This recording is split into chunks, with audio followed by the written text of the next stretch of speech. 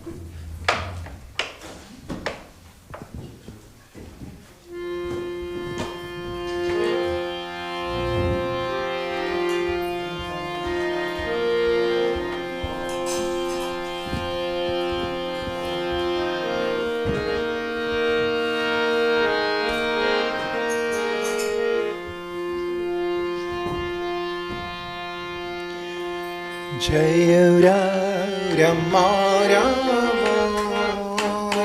Jaya Kunja Bihari Jaya Rama Rama Kunja Bihari Jaya Rama Rama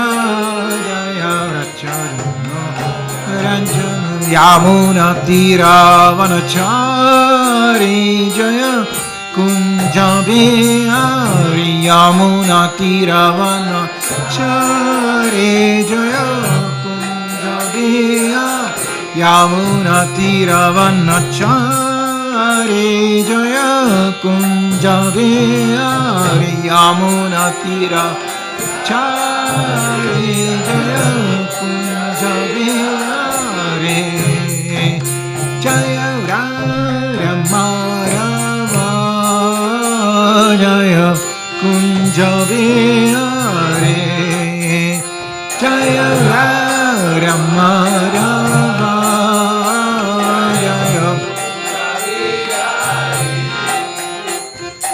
Jaya Rama Rama Jaya Kunja Bihari Jaya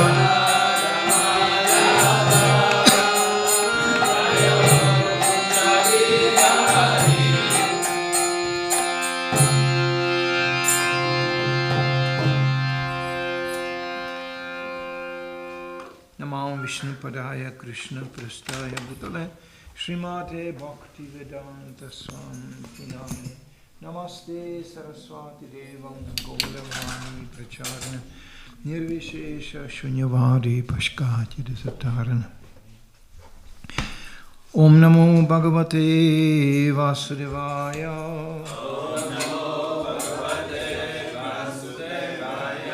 Om Namo Bhagavate Vasudevaya.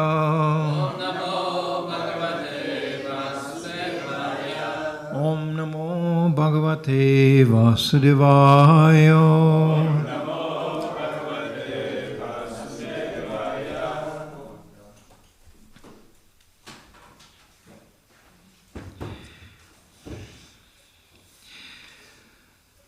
So this is from Srimad Bhagavatam, first canto, chapter 11, text 6. Natasminata sadangripangkajam virinja vairincha surendra purayanam mam hyechatam nayatra kala prabhava sma. We had done so. Te unto you, Nata, O Lord, always.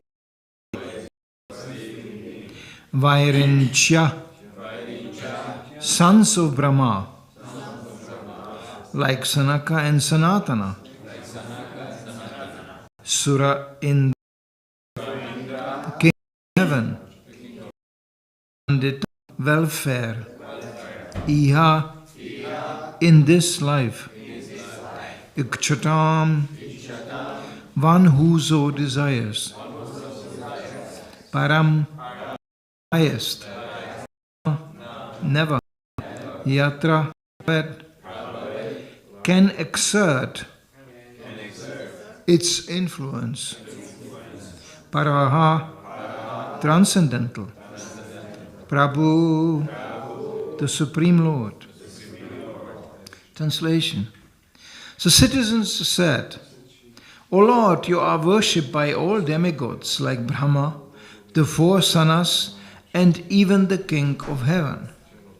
You are the ultimate rest for those who are really aspiring to achieve the highest benefit of life. You are the Supreme Transcendental Lord, and inevitable time cannot exert its influence upon you. Purport by Srila Prabhupada. The Supreme Lord is Sri Krishna as confirmed in Bhagavad Gita, Brahma Samhita and other authorized Vedic literatures. No one is equal to or greater than him, and that is the verdict of all scriptures.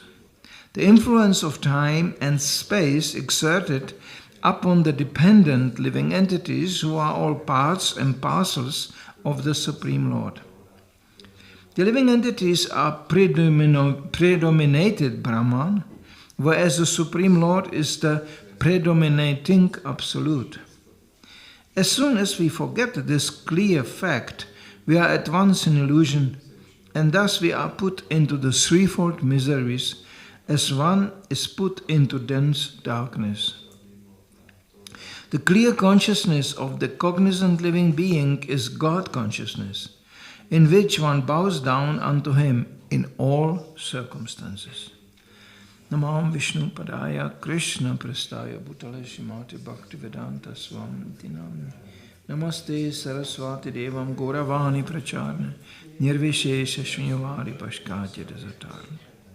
The citizens said, O Lord, you are worshipped by all demigods like Brahma, the four sanas, and even the King of Heaven. You are the ultimate rest for those who are really aspiring to achieve the highest benefit of life. You are the Supreme Transcendental Lord, and inevitable time cannot exert its influence upon you. So here once again, as in so many other places in Srimad Bhagavatam and in the Shastra, the supremacy of the Lord is described. Srila Prabhupada, in the early stage of his preaching, he was not sure what happens when he mentions even the word Krishna. So when you listen to the first recordings of Srila Prabhupada's lectures, they sound almost Mayavadi type. Prabhupada is speaking about the supreme consciousness and the subordinate consciousness. And just to impose first upon people. Our consciousness is limited, the Supreme Consciousness is unlimited. He doesn't mention the personality of God. Prabhupada said, I was not so sure what will do, but they will do when I tell them Krishna is the Supreme Person. They will tell me, Swamiji is very nice, but please go home. That was Prabhupada's command. So he was not so sure. He knew how Mayavada populated our lives are. We were from the very early childhood raised in a total impersonal system. We don't even know it.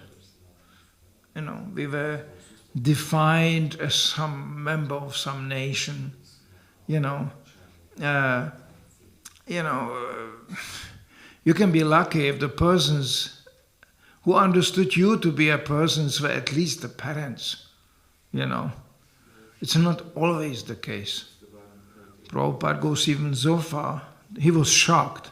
I think it was Brahmananda who told him that when his mother was pregnant, he was in her womb, her mother advised her to abort the child, to kill it. Prabhupada was shocked to hear this. And Brahmananda said, no, my mother refused, and so I survived. So Prabhupada used it as an example in a lecture, what kind of society we are coming from. Where you can be lucky when your own mother didn't kill you. You're a lucky man. As we are all sitting here, we are lucky people. Our mothers didn't kill us. So this is, you cannot go lower as that. Some animals do that, They eat their own offspring, usually not the mothers, the fathers, the male.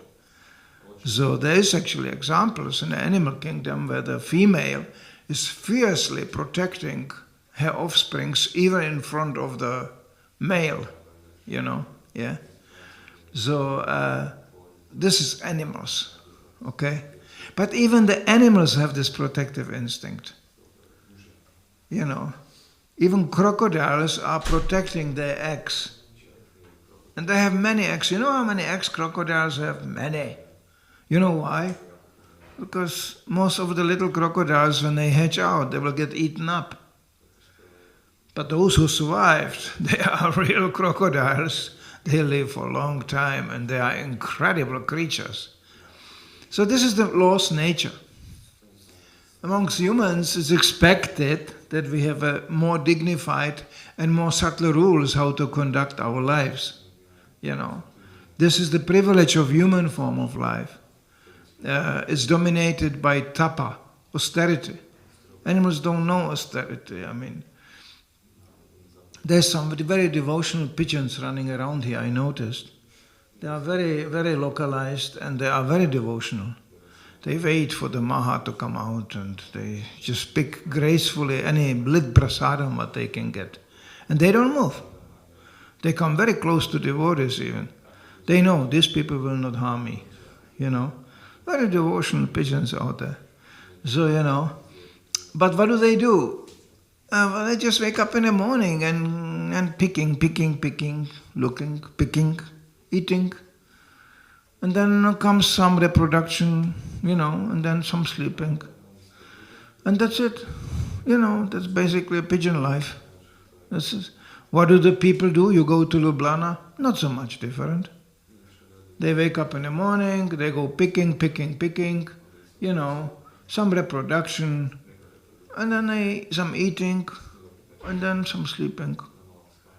Not so much different things going on, really. When you look around in detail, where's the difference? You eat to sleep, to live. What is life? You ask people, what is life? What is real life? Oh, life is like, look, that's what we are doing here, that's life. You work, and then you eat, and then you sleep, you wake up, you work, eat, sleep. Now, without any, not big discussion, then comes the sex life. Prabhupada said, definitely the highest pleasure in this world. A healthy man has healthy sex life. Prabhupada said that. You know, how long that lasts? People always are so excited over sex life. Come on. How much time in our life actually we spend with sex life? Comparatively spoken to eating, sleeping. It's minimal. It's absolutely minimal. Eating, yeah, that we do. Some people are very good at it. In India, they eat for 3 hours. I couldn't believe this. They really eat for 3 hours. Then they take a rest after that for 2 hours. That's already 5 hours gone. Yeah, that's my biggest problem when I come to India. Oh my God, they give you this big feast, you know. You know, Maharaj, I'm not Maharaj, they don't care. Maharaj, Prasad, Prasad. Sometimes it's Durga Prasad, sometimes Shiva Prasad. I don't know what kind of Prasad, but it's Prasad. So, you know, and you must eat. When you don't eat, it's very unpolite. And then you eat, and they are all eating and eating. The ladies, they look like they are not eating, they are serving. Oh yeah, they do eat. After everybody has eaten, they go back and they have a big feast. You know, Indian ladies don't look so skinny, you know that. So, you know, they eat also. Then what comes after that? Sleeping. You know, yeah. Most of the Indians anyway live in the evening and late night because that's actually not so hot, you know, so they get alive. Middle of the day, there was a joke in India. In middle of the day in India, you find only 2 living beings on the street. Dogs and English. Because English are so stupid. They don't understand how hot it is. Indians, they just go and have their siesta, you know, and they just wait until it's cooling down a little bit. Anyway, so that's it. This is all. That's what it is. People think they are so creative, but actually, whatever they talk about, whatever they plan, whatever they hope, never leaves the vicinity of eating, sleeping, mating, defending. Never. I was many years in Sweden, and one of the real, until today, one of the only practically productive field for preaching, because people don't join in that country, but they are open to information, and devotees are actually invited to schools, school programs. And this is very open field. Schools are inviting. Hare Krišna, come in. Hells Angels, come in. Homosexual, come in. We want to be informed. So we are using that venue, we come in. As a matter of fact, when you open a preaching center, they call you up. If they find you, can we come and you can give lecture about Hinduism? Because the teachers have no idea what it is. But they are supposed to teach it. So they hope that we give them some information. Of course, Hinduism is, we don't care so much. So we use it to preach Krishna consciousness. I end up in Sweden to have 3 school programs a day coming to our house. It was a preaching center in the city of Göteborg. The neighbors were always wondering, one bus after another arriving in front of a kind of normal living house, So, there was no even bus station. But there was these buses coming full of school kids. And they come in, 30, 40 at once. They sit down and they expect you to give a lecture about Hinduism. Hare Krišna temple, that's good to visit. Then they go to zoo after that, watch the monkeys, for them is the same. But, it's good, we are using it.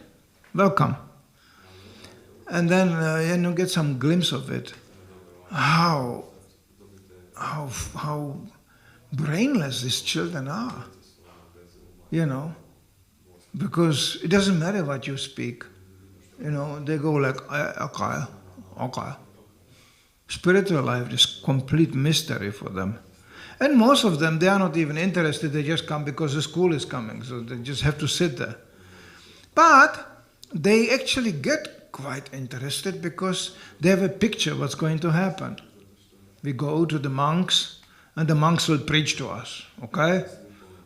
about God. So they sit there looking at you like, okay, say something, monk. And you get after a while tired of this because it's just brainless people sitting there. And you can say whatever you want, they will go, okay, what was this? What did you say? Brahma, Vishnu, Shiva. How do you write this, And they write down Brahma, Vishnu, Shiva. Okay. But then you ask some question. There's some question, some discussion. No question. It's nothing there. It's no brain activity, And I got so tired of that. I blew it always from the beginning. They expect you to give a lecture. And I just sit down and said, what do you want to hear about? And they were like, we are supposed to tell you what you are supposed to say. How does that work? I go, no, think about this. You must be interested in something. Say it. We can comment from Krishna conscious point of view on anything. And they are like shocked, where's the monk, where's the preaching? I got really tired of this. These young people, damn it. It's not old, dement, old age home. Come on, say something. And they were like, I have to think now. Oh my God, I have to think, So finally the boldest one of them said, tell us something about sex life. That was, of course, interesting to everybody. And they expected, now the monk is in trouble.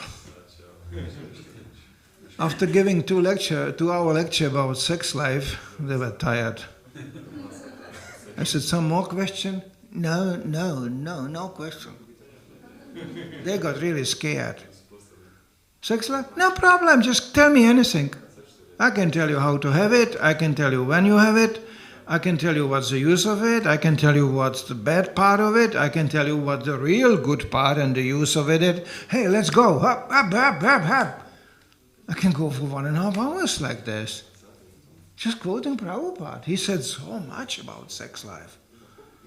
Even Indians got upset with Prabhupada. He said, Swamiji, Sadhu always talking about sex, Prabhupada said, well, that's the real problem we have here. We have to talk about it.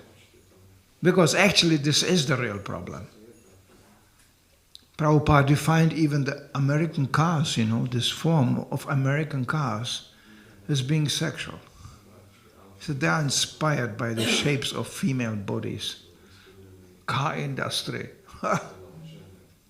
Prabhupada tracked that in every detail. He said, this is always the problem. They're always inspired about sex, And actually it's pathetic. This human form is actually not made for that.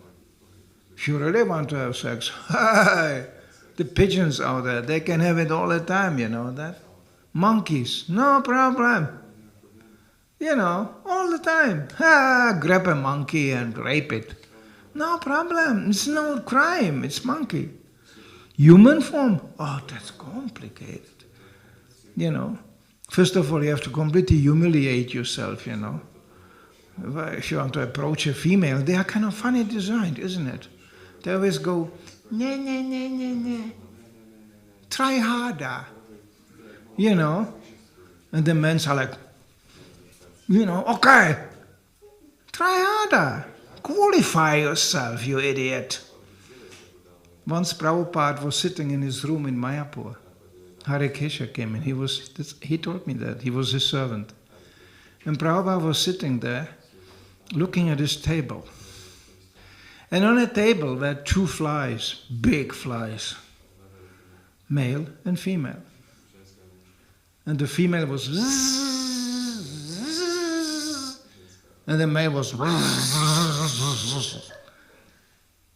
and as soon the male was catching up with the female, he was going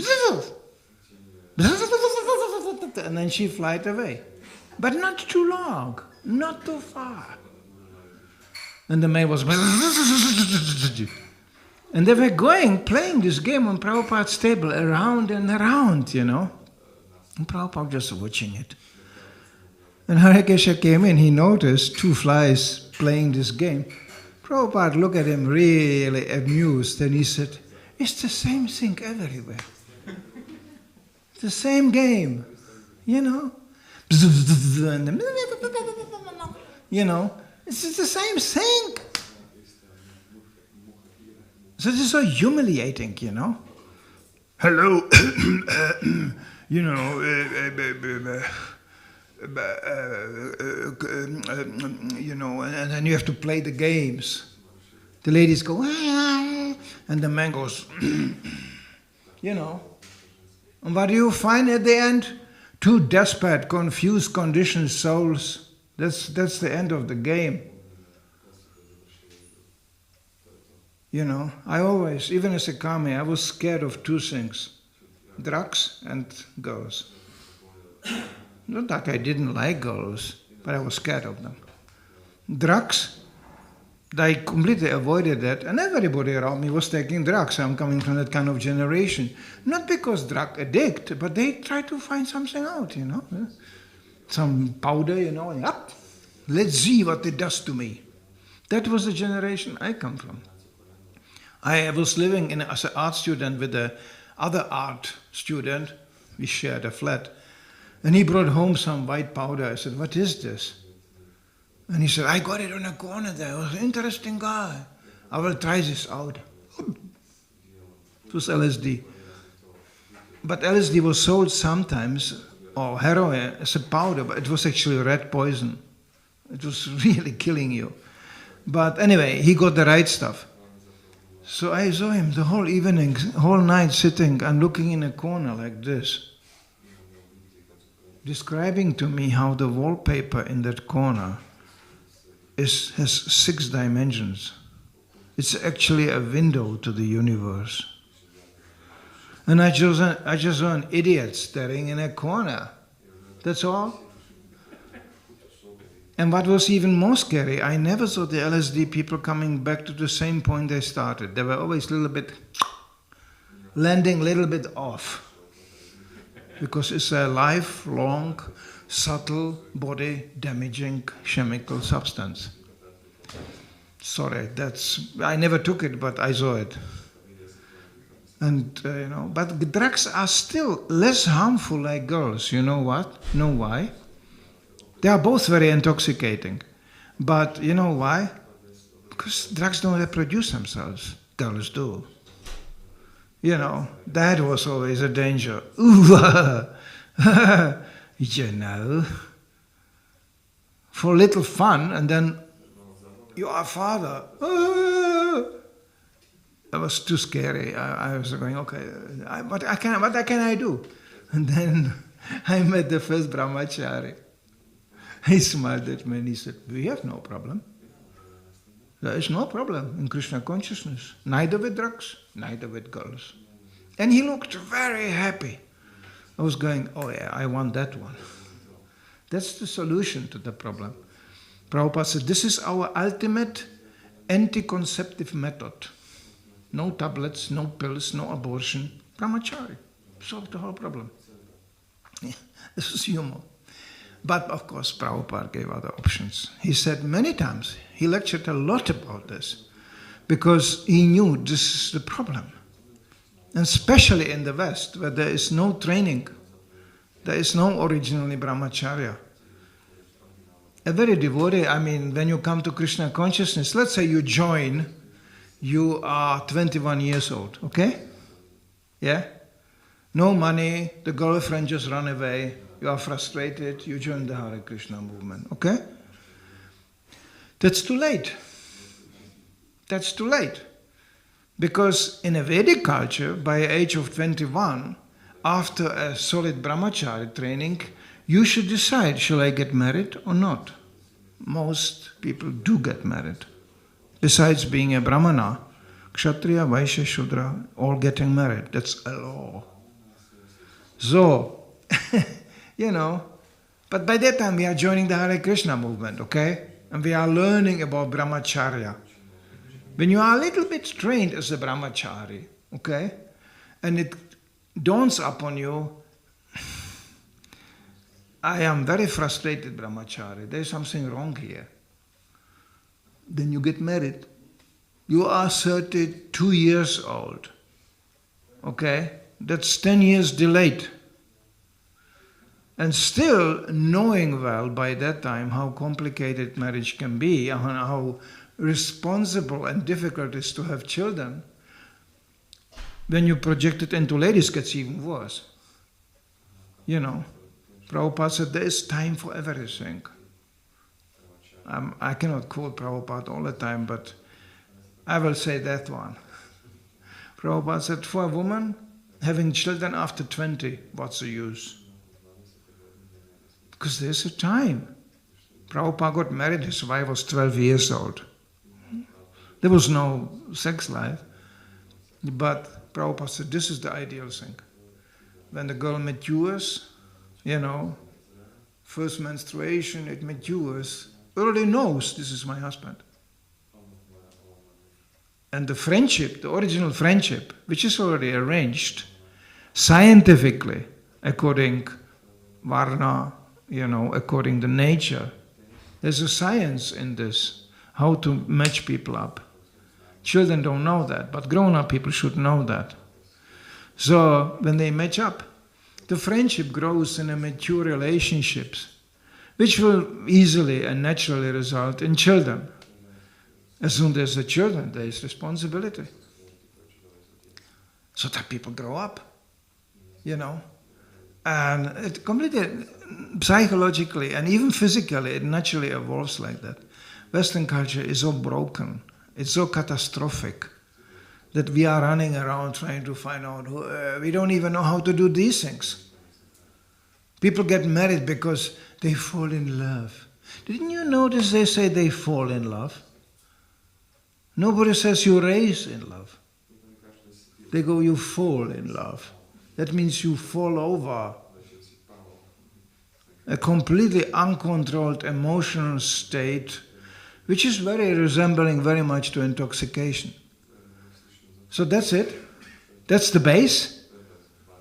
Now, no wonder, you know, you wake up from the drunken state and you realize, oh no, I got married to an idiot. You know, it's a bit too late. Why this experimenting? I mean, if I go in detail, it's catastrophic. The Western culture is completely catastrophic. Now, in Krishna consciousness, it doesn't mean that feelings don't come into the picture. They are there. You cannot get married by force. But it's so scientifically done that there is a natural mutual attraction and something more long-lasting. There is a feeling of duty, responsibility. There is a social frame. They have a saying in Bengal, it takes a whole village to raise one child. That's true. When you therefore the Prabhupada was envisioning communities which will replace the broken frame of family we lost. I can give you examples even now. I can give you addresses like in Czech Republic. There's a community in Avagokula where this is practiced. They have actually many children.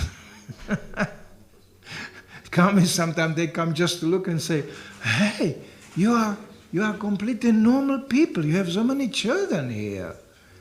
You know, but this is different children. The children are growing up, first of all, in a mode of home education. They don't go to school. You know, they have their own school.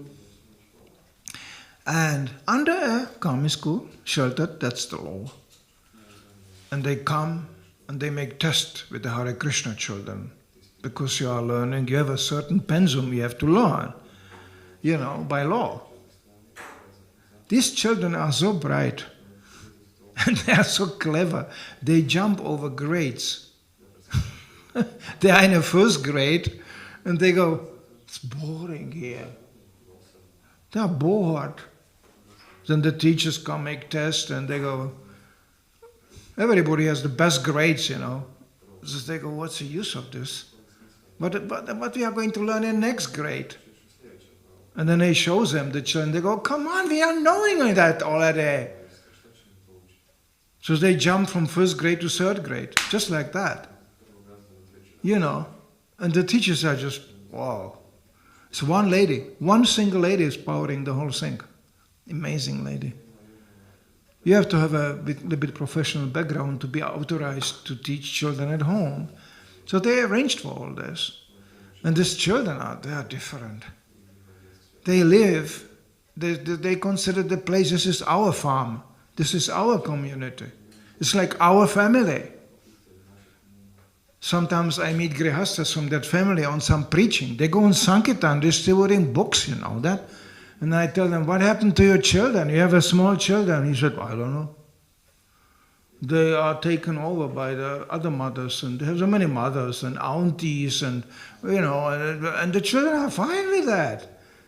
You know, they go like, they have so much mamas everywhere, because the present ladies, they sometimes they have 2 children to feed, sometimes they have 5 children to eat. They don't care, it's just 3 more, you know. And the children, they think, hey, so many friends, and they, you know, they already have that. But they have a very, very friendly, small kids. And I told the devotees, they asked me, you were part of this kind of communities too.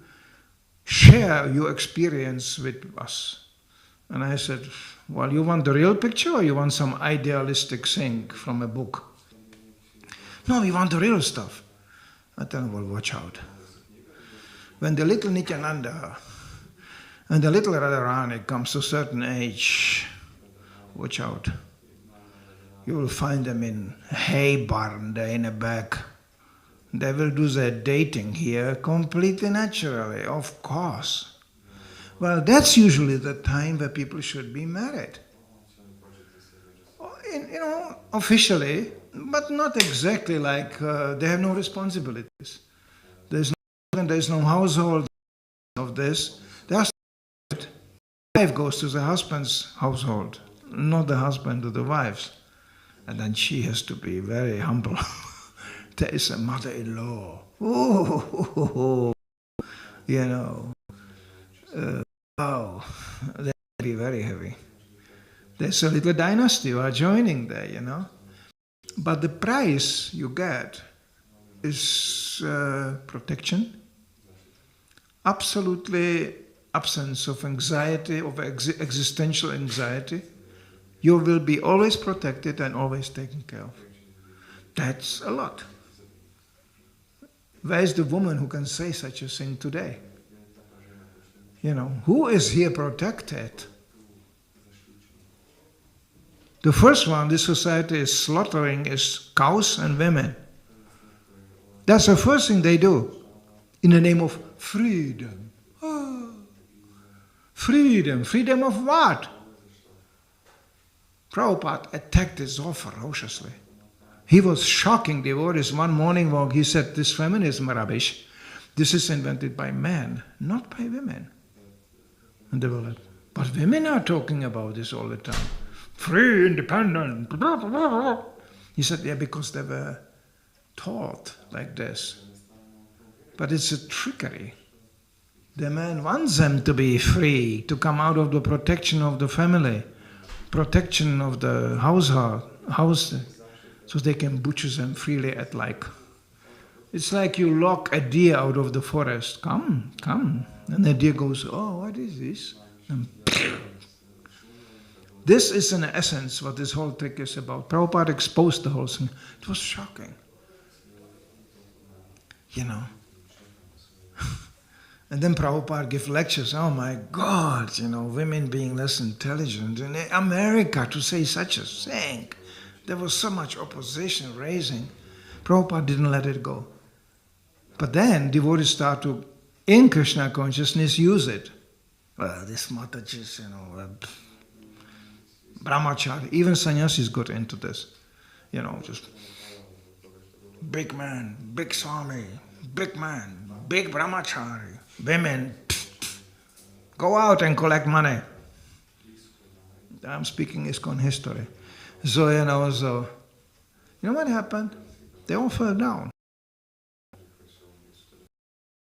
Prabhupada issued a very firm warning, including the women. Because why are they coming? I mean, our books are, clearly describing the position of a woman or whatever. This is all clearly stated in the Shastra, and they come anyway. Why? They must be serious. And I don't want to, I could give a lecture. I came in a situation, you have 2 men sitting there and 20 ladies, So you cannot say, Prabhupada said women are less intelligent. They look at you like, really? Why are you telling us that? No.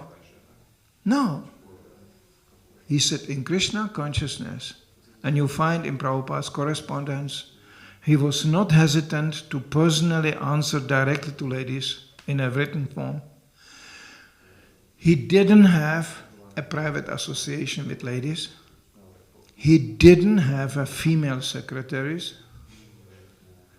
And he didn't establish one single Mataji as temple president, GBC, or in any leading position. Boom! If somebody wants to prove me wrong, be my guest. Why didn't he do that? Not because he wanted to suppress women. Because he didn't want to take from them what they really need. And this is state of protection. It's stated clearly in the Bhagavatam. Old men, children, cows, of course. Women, they must be protected. Bhagavatam says clearly, a culture not doing so will be destroyed. In whatever advancement technological it is, it will be destroyed. No protection for women, cows, children, old men. And old women, of course. So this is all about protection. Vedic culture is about protection. And Prabhupada envisioned that actually in Krishna consciousness we will do that. People will feel protected. They can stay and serve Krishna peacefully. This is the duty of any manager. And Arjuna, that was his first concern. Why not to fight Kurukshetra? He said, I don't mind to kill all these men. He was not afraid. He was a Maharathi. He could fight with 10,000 men at once. But he said, this is all Kshatriya. And Kshatriya was not only married, there was polygamy, Every Kshatriya had how many wives? So when I kill all these men, how many widows will be there? And who will protect them? They will be just running unprotected. That was his concern. Prabhupada said it was quite a legitimate concern. It was not just sentimental. He saw a destruction of society. He said, first I destroy this man, and then the society coming after will be destroyed too. But Krishna had another level. He said, sorry, but they acted so sinfully. The reaction is scheduled. Nobody can prevent. As Prabhupada said in one lecture, Krishna said, here, all these men standing here, nobody goes home. They will be all dead. They are already dead by the very same thing what they have done. So, what can one do? So all this can be prevented when we act in Krishna consciousness. We always say we are not this body. But then comes this racistic, discriminating, ideas come up. Come on, when we are not this body, then let's appreciate every body devotional service. Male, female, I don't care if he has 4 legs and 3 heads, But he's coming, serving Krishna, so what? That's the logic Prabhupada imposed upon us. That's the end of racism, that's the end of discrimination, and there is no need. You'll be amazed. I grew up in a pretty immature, young Hare Krishna movement, but we never had these problems. There was a very rigid division. Brahmacharini, brahmachari. There was not this... No. It was monks and nuns. And of course, the young brahmacharis sometimes were like, look at this, how they chant. In America, it was a complaint to Prabhupada, we cannot chant in the same temple room with them. You know, this...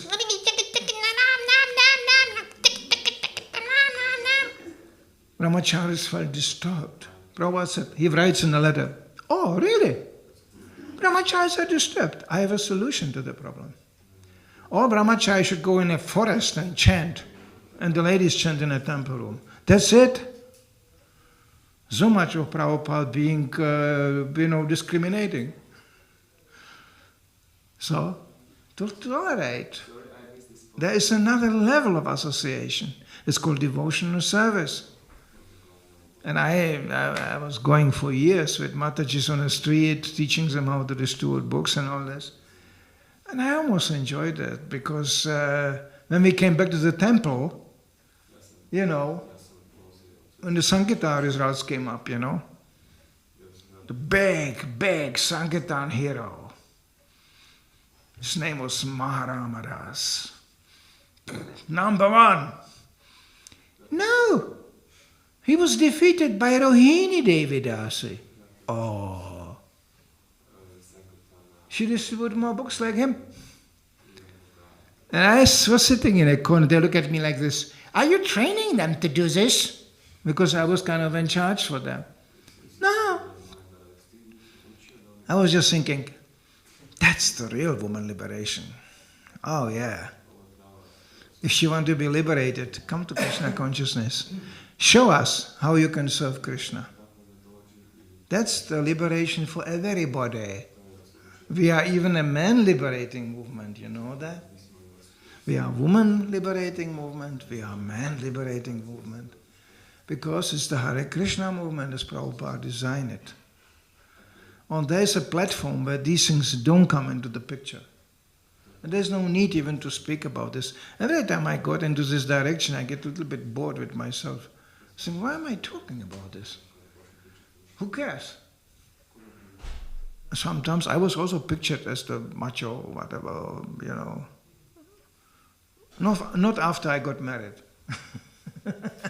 After I got married, I was quiet.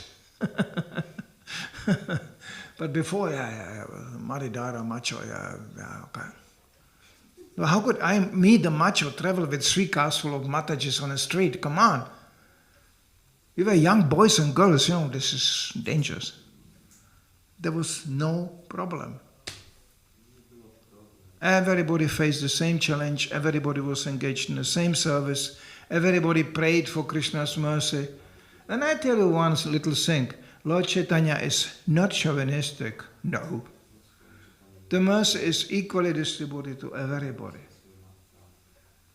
As a Maharaj is dancing completely overpowered by ecstasy in a kirtan, not exactly the Vedic style, But they were so in ecstasy, what can you do? The brahmacharis were in front, Hare Krišna, and then we came together after a whole week of Sankirtan, marathon. And we had this bunch of Matajis in the back, as usually.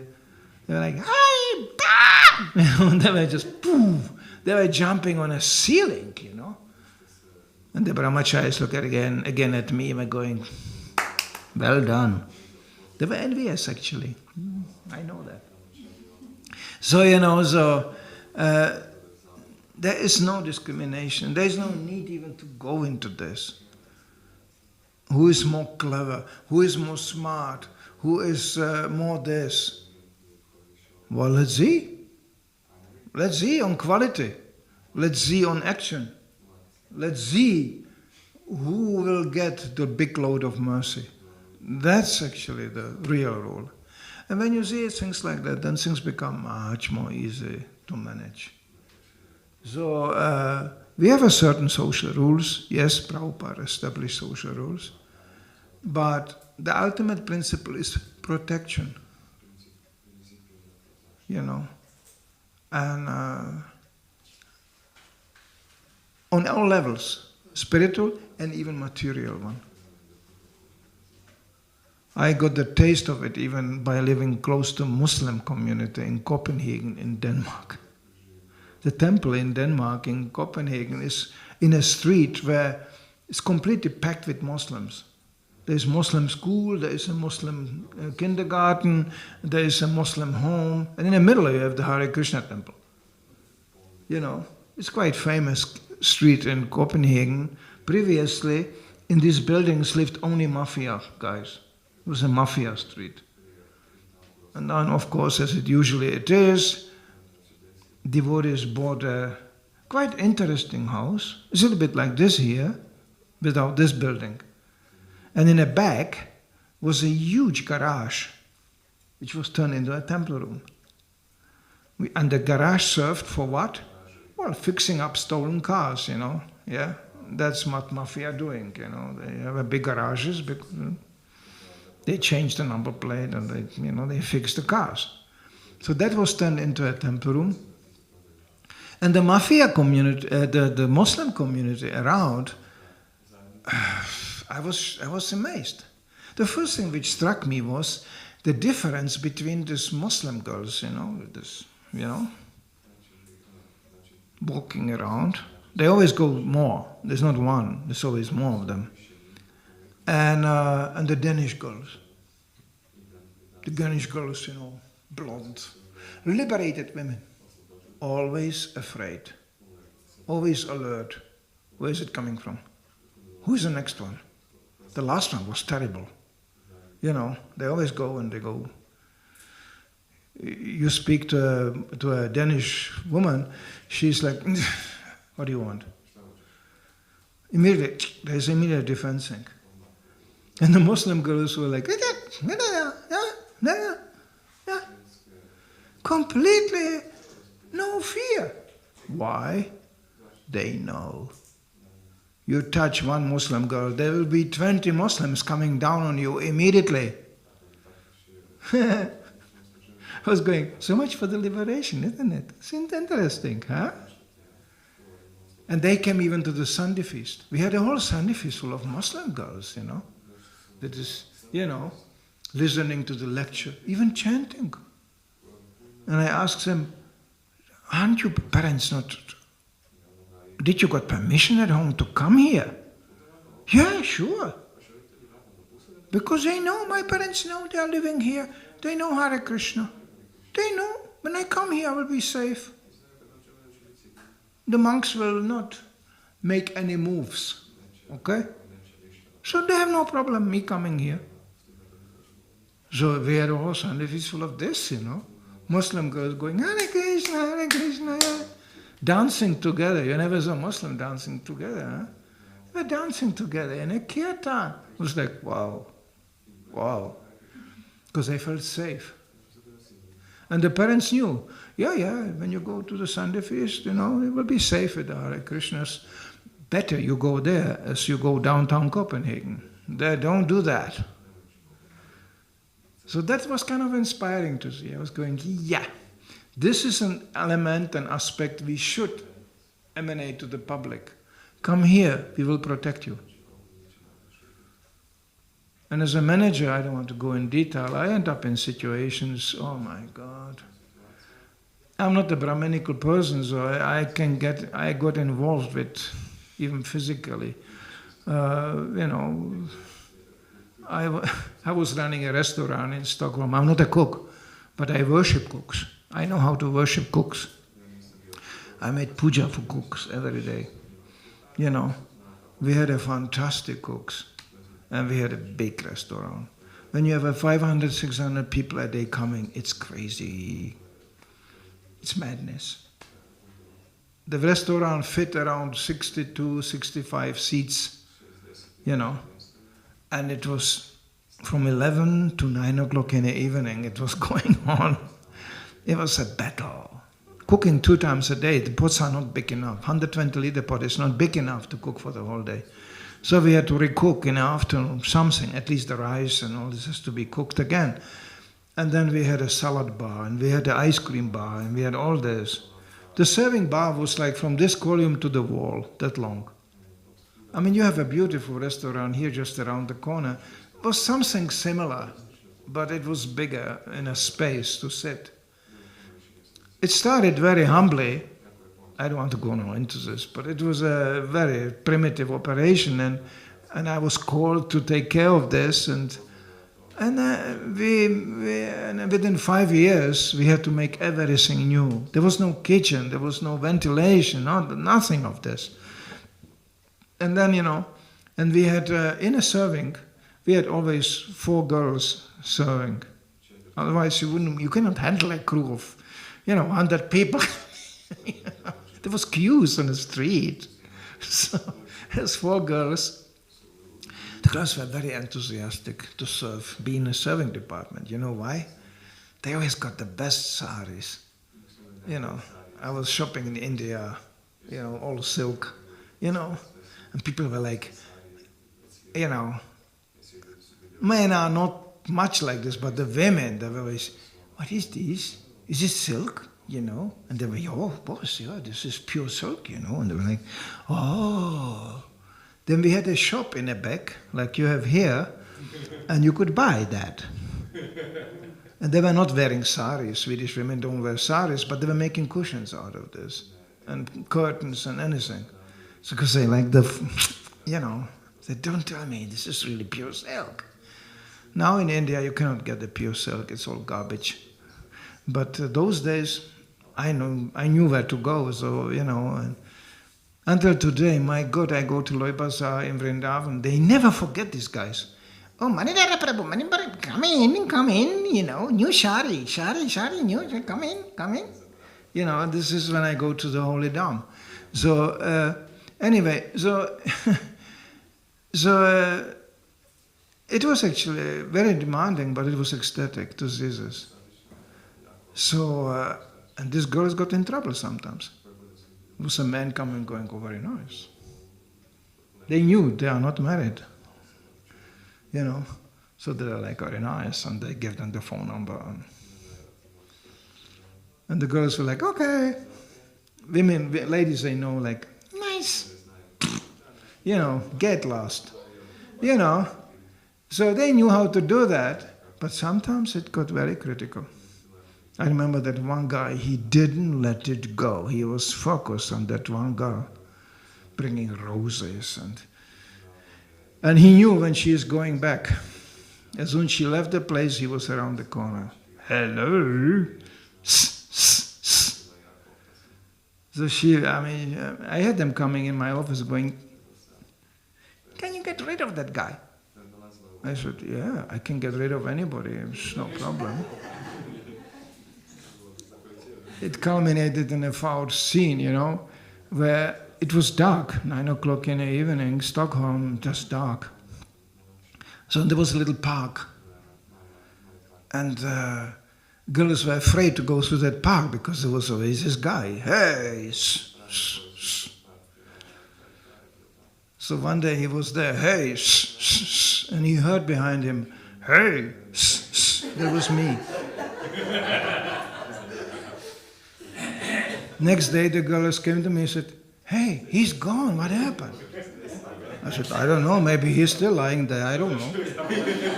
The last time I saw him, he was lying there in the bushes, he didn't move. So, we had management, it's management, It's management in Krishna consciousness. It's practical. So, I had to do this. That was part of my service, especially in Stockholm. Many crazy people in Stockholm, very crazy people. They take pills, It's no drunkards. They just, I could write a book about this. 15 years I was in that place. So I could tell so many stories. Stories from the restaurant. I could write a book like this. So this is just to symbolize and to illustrate Krishna consciousness is actually designated and designed to protect people in all regards. And above all, to protect them by bringing them under the protection of the Supreme Lord, as demonstrated here in this chapter of Bhagavatam, where all the residents came welcoming Krishna as their chief protector, as the chief maintainer and the chief enjoyer. So this is actually what we should practically demonstrate and teach people. There's some questions or some comments to this.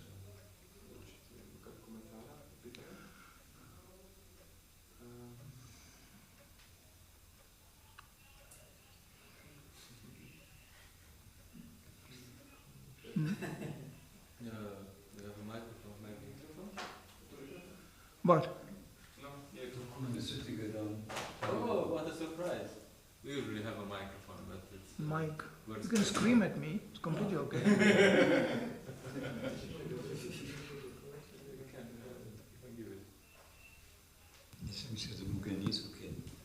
So how do you make a balance between seeing everyone as spirit soul and having a proper Vaishnava etiquette, like a proper separation? We don't have a difference actually in Krishna consciousness. Once you are serving Krishna, Srila Prabhupada's mission, it's all spiritual. Prabhupada defines Arjuna's fighting, killing, all this. This was all done in the service of Krishna. So this was his devotional service. So in Krishna consciousness it becomes all justified provided it's real devotional service and no personal agenda comes into the picture. As soon you think you are selfishly motivated, the whole thing gets compromised. It's a challenging thing. And ultimately, we are protected by a system of authorities. That's how it should be. Brahmana instructs Kshatriya, Kshatriya instructs everybody else. And they are all under protection.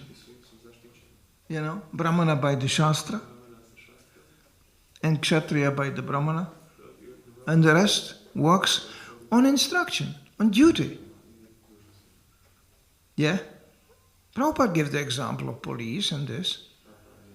And as soon as a policeman gets selfishly motivated, he hates you, or something like this, well then he's compromised. And they get in trouble often like this. When he gets out of control. When he acts in the line of duty, that's another thing. So we have to be engaged in the line of duty, according to our capacity, according to our nature, according to our service. But it's the principle of protection is available to everybody, should be. In Kali Yuga, it's very popular to attack authority. Any authority, it doesn't matter who it is. And herewith, you lose the protection. It's not natural. I could go more in detail, but some people get even upset. It's just like, you have to come with me to Sweden, that's a really good place.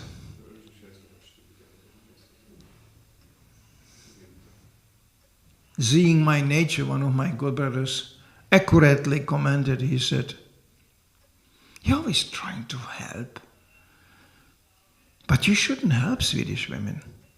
They are the most smartest one, the most strongest one, the most self-sufficient one. Why should you help them?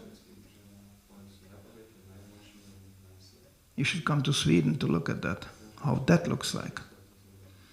The Swedish feminism culminated throughout the years in front of my eyes to fascism. It's really a bad karma to be a man in Sweden, really. They let you feel this. But there's also a background to it, how that came about. It's not accidental. Sweden and France were two countries where the woman liberation was preached most vigorously. And Prabhupada was also attacked in those two countries while preaching. America, of course, yeah. So, these three countries. And then the women realized, actually, there was a sexual freedom, sexual liberation. And they realize we got cheated. In the name of being appreciated and beauty, these men were enjoying us and exploiting us sexually. So what will we do? We will take the same tool and use it on them. It's a powerful tool. It's a revenge. It's a plain material principle. But everybody is losing it because there's nothing about spiritual life in it. Nothing. It's just eye for eye, tooth for tooth. Come on. We have nothing to do with this in Krishna consciousness. We should stay out of this.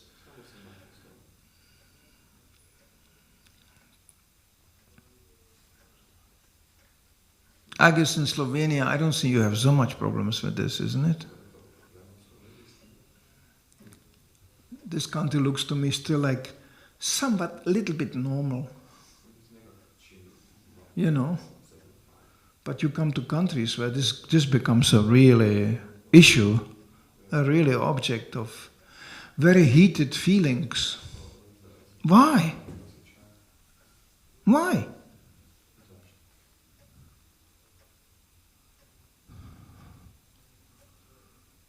I'll give you an example of Danish army. One of the temple presidents in my time when I was in Denmark had a military background. He told me lots of funny stories from Danish army. There is this normal soldiers which want to go home to mama, and then there is the elitary troops. They really like it. They are professional. They are there out for the fun. He said, I was member of a unit. The soldiers didn't went home to the barracks through the door. They always went through the window, climbing up the building. That was more fun. Some kind of guys like this, you know. So it was propagated. There must be an equal amount of women joining the army too. The first thing the soldiers were going, are you crazy? You want women joining us? When we skip now the sexual part. But come on, don't you see what we are doing? We are climbing up the walls, you know, going through the windows and, you know, and this is the guys who really lived in this. But they said, okay, so be it. Let the women come in. But they must do exactly what we are doing. Oh, the stories were dramatical. And this was heavy ladies who were really heavy. They went out crying after 1-2 weeks, breaking down, you know, crying, going home. And why should this happen? Why? Let the men die on a battlefield. This is their duty, damn it. And the women should just cook, you know, and check their domestic battlefield. Ah, that's important. Now I could go on, you know, give a lecture about domestic battlefields. That's where the queen is. That's where the power goes. And it's very useful. When the soldier comes home, or from work, whatever, and he is finished, and he finds a place where he will be accommodated, where he will be supported, you know, put back in shape so he can go out and fight. It's very useful. That's extremely helpful. There's a whole Vedic science how to do that. And they have a saying, Kamis, they have a saying, behind a very big man, there's a big woman. So who is then in charge? Who has really the power? I never saw such a strong woman like in India in my life. Subjective experience, I never saw such a strong woman. The power of chastity, that makes you really strong.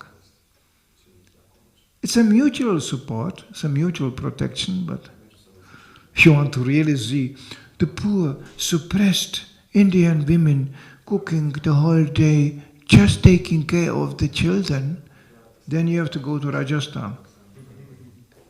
That's a real place. And I came to Jaipur I remember this. I was still brahmachari. Why I got there, that's another thing. But anyway, I came to Rajasthan. There was not really much ISKCON yet. It was, in the 80s. So I came to Jaipur, and from a side street comes a lady out. Rajasthan women, they look almost like men. They have heavy features, tall. They have lots of jewelry. They are just covered in gold, rings and earrings and everything. And this kind of woman comes from a side street, looks at me, and goes, Hare Krishna! Come! It's like police, I was like, Hare Krishna Mataji, and they come! She almost pushed me physically in a side street, in a door. That was her house. She pushed me in her room. She said, sit! Sit! I was like, yes, Mataji. And then she brought a huge plate with prasad, probably some Durga prasad, I don't know. And she put it in front of me and said, eat prasad. And I was like, yes, Mataji. It was terrible. It was just chili with chili and more chili. But I had to eat it. She was watching. Then she went back. She wanted to bring more. I was going, no, thank you, Mataji. Please, no. She looked at me and said, okay, that was prasad. Now you can go. This was the Rajasthan hospitality, The Rajasthan lady accommodates you lovingly and gives you prasad. I was going, wow, what a place. It's all Kshatriya race, Rajasthan, That is the place Muslims couldn't even invade. They had to make alliance. They couldn't come in. It's a valley surrounded by hills which were turned into fortresses. It's like one big fortress, the whole valley.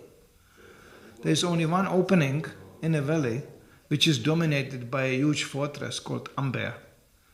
And they had cannons already, the stumps. They were using, this. So nobody makes it through the entrance into the valley without permission of the fortress.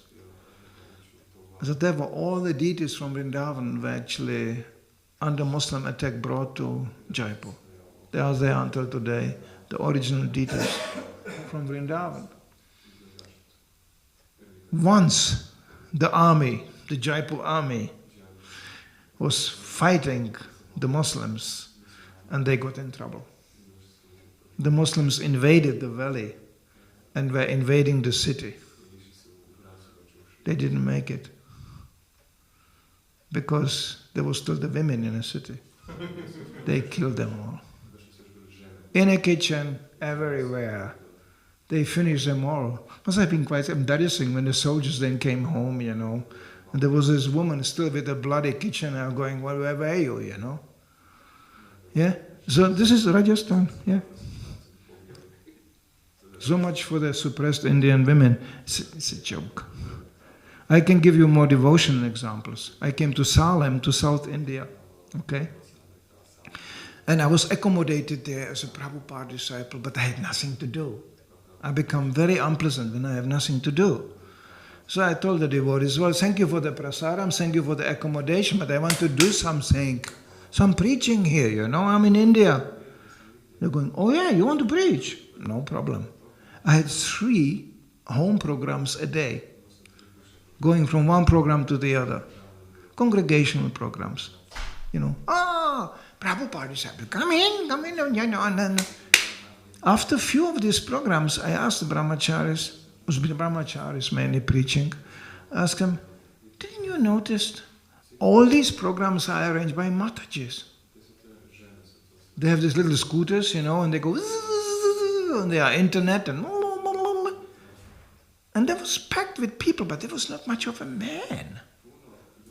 It was all Matajis, Hare Krišna, program, ki jaye. And I asked them, you are preaching to this, you are brahmachari. And they were going, what can we do? And one brahmachari told me, when the ladies are inspired, the husbands come behind. And I saw it coming. Goswami is the man, then behind, and the ladies were in front. Hare Krishna, you know. They were all married. They were all married. So I was going, okay, preaching goes on like this, fine with me, you know. Yeah. The whole congregational program run by ladies. That's what I call woman liberation. That's a real thing. So we are in Krishna consciousness not, discriminating anybody, provided he wants to serve Prabhupada's mission, provided he wants to serve Krishna. That's the ultimate rule. I could go in more in details and tell you how much money was collected by brahmacharinis, by the girls. How many temples were created, sustained and cleaned by the Matajis. In my generation, that was incredible. And that was recognized, it was respected, yes. And those who were machos, I don't know, but they all fell down. They are not here anymore. That thing disappeared. Because Vaishnava Aparat is applicable to both male and female. So, yeah. And I'm not a feminist. I am not a feminist.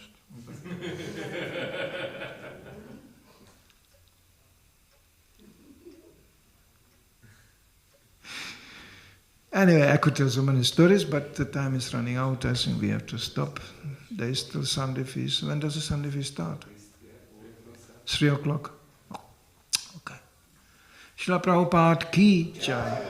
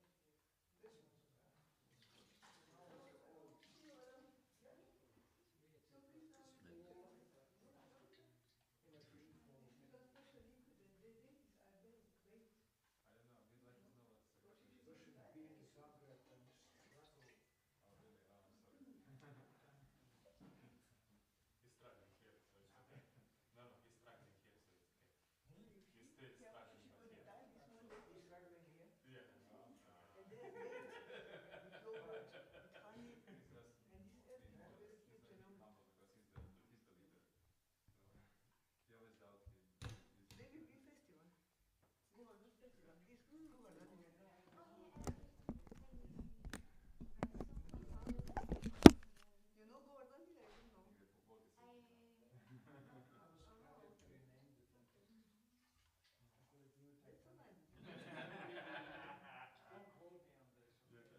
this.